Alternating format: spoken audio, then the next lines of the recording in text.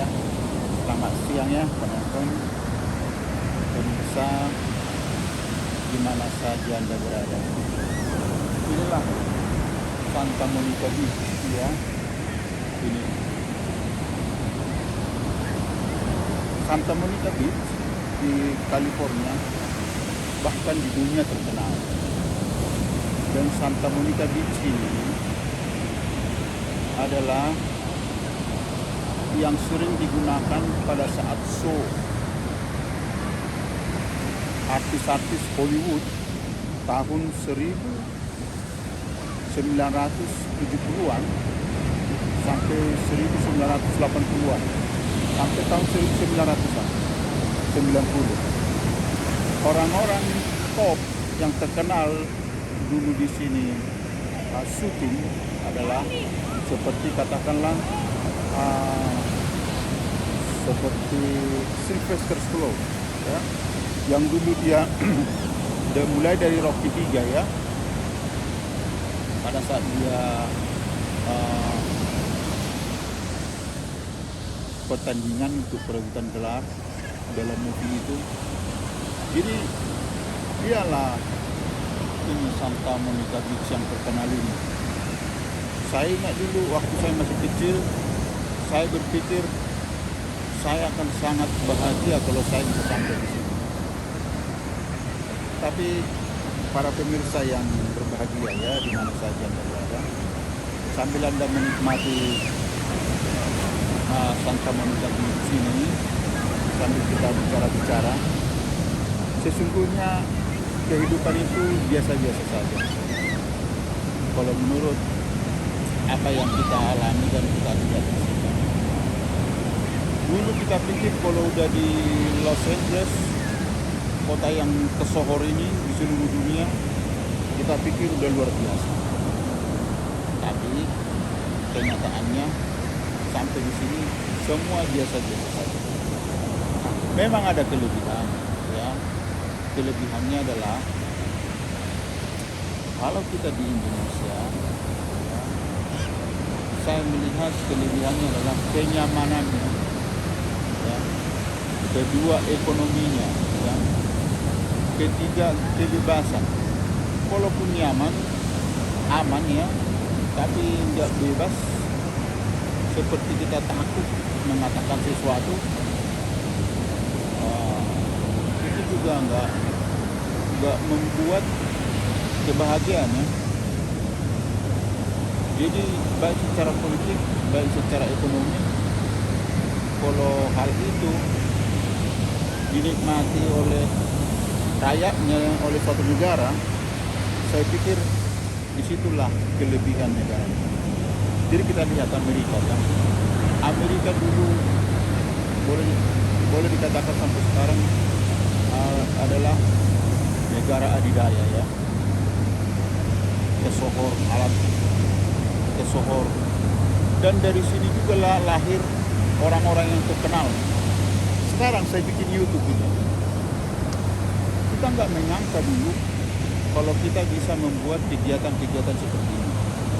Dan tidak banyak orang yang berhasil menjadi YouTuber juga bisa menghasilkan atau mencukupi kehidupan mereka sehari-hari.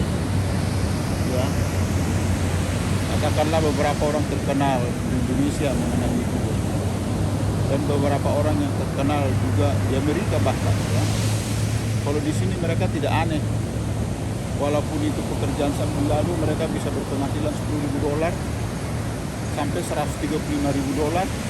Itu biasa saja di Amerika ini.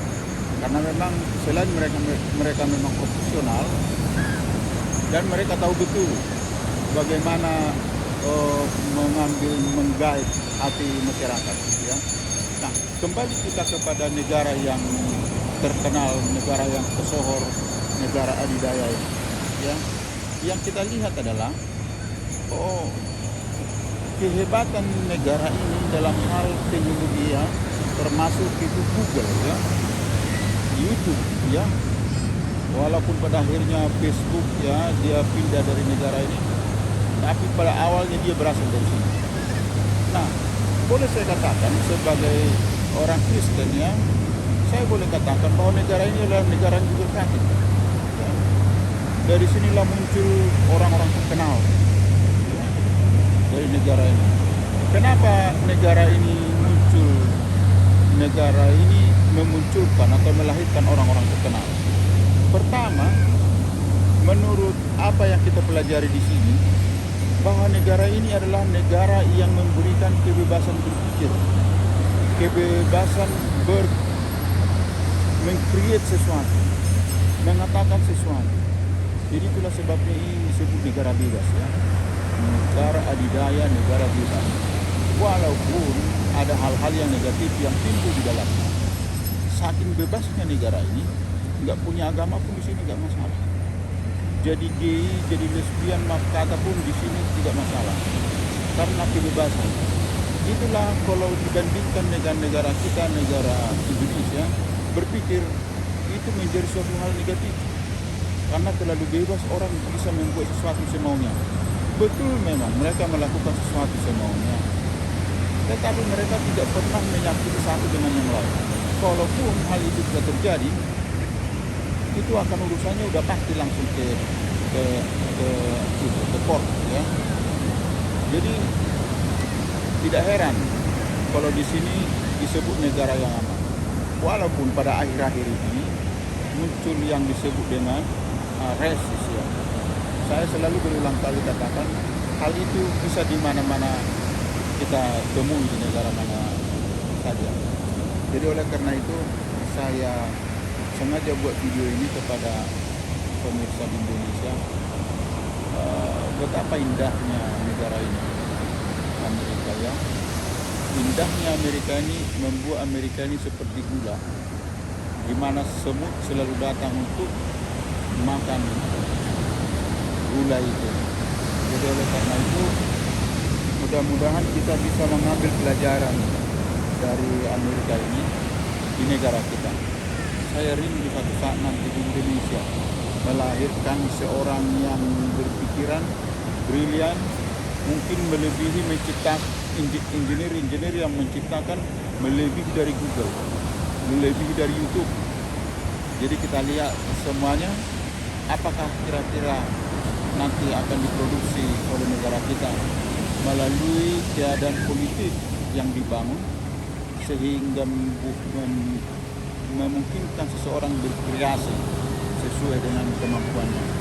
Jadi para penonton ini langsung dari Santa Monica, saya buat suatu pendapat, ide, mudah-mudahan ini boleh menjadi suatu bahan pemikirannya, sekedar selain menikmati langsung dari Santa Monica keindahan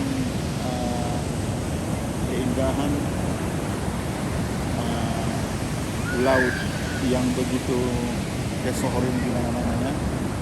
Jadi bintang-bintang film juga yang hidup di Hollywood dan tidak jauh dari sini, hanya sekitar mungkin 3 mil atau 4 mil dari sini. Kalau kita pergi sedikit ke atas sana, kita akan melihat rumah-rumah mereka di sana, orang-orang ke seluruh dunia. Jadi inilah kerja keras dan kejujuran mereka sehingga negara ini menjadi berkat kepada setiap orang. Jadi saya pikir nggak terlalu baiklah kita katakan Amerika itu kalau kita katakan kadang-kadang Amerika itu negara yang disebut dengan negara negara yang tidak baik gitu. Saya nggak terlalu setuju. Jadi seolah-olah hanya negara kita, negara Indonesia yang beragama ya. Jadi saya pikir kalau bisa janganlah kita anggap Amerika ini kafir. Ya ada aja orang bikin kafir di dalamnya, tapi jangan kita pukul rata.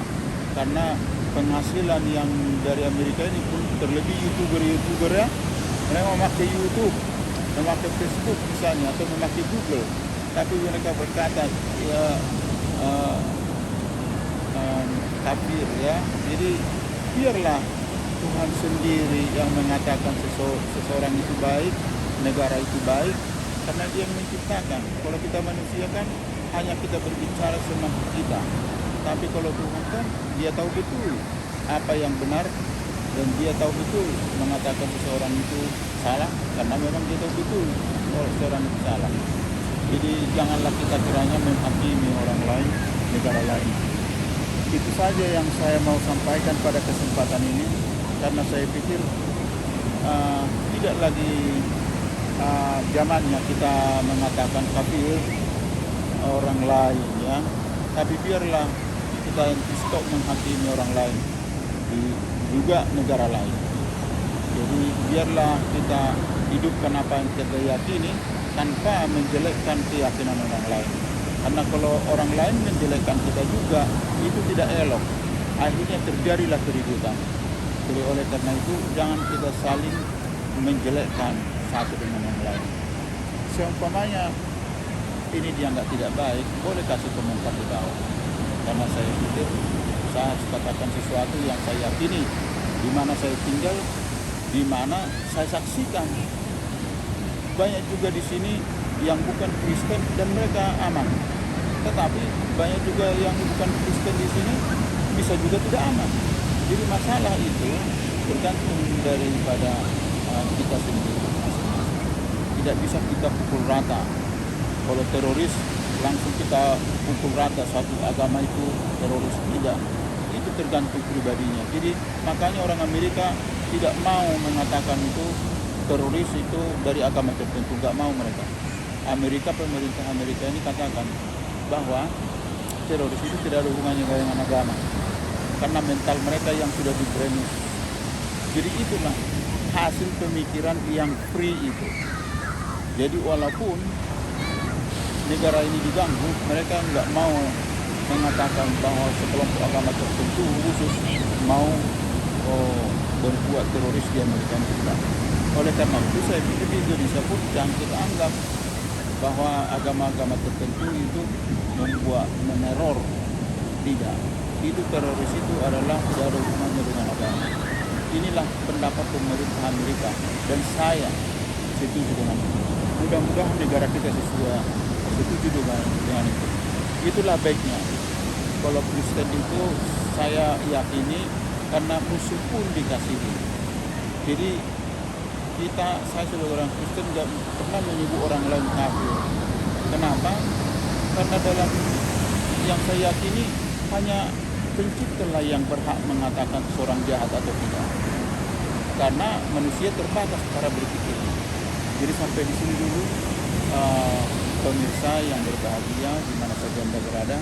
Mudah-mudahan kita boleh mendapat hikmah dari apa yang kita diskusikan, kita katakan pada hari ini. Terima kasih.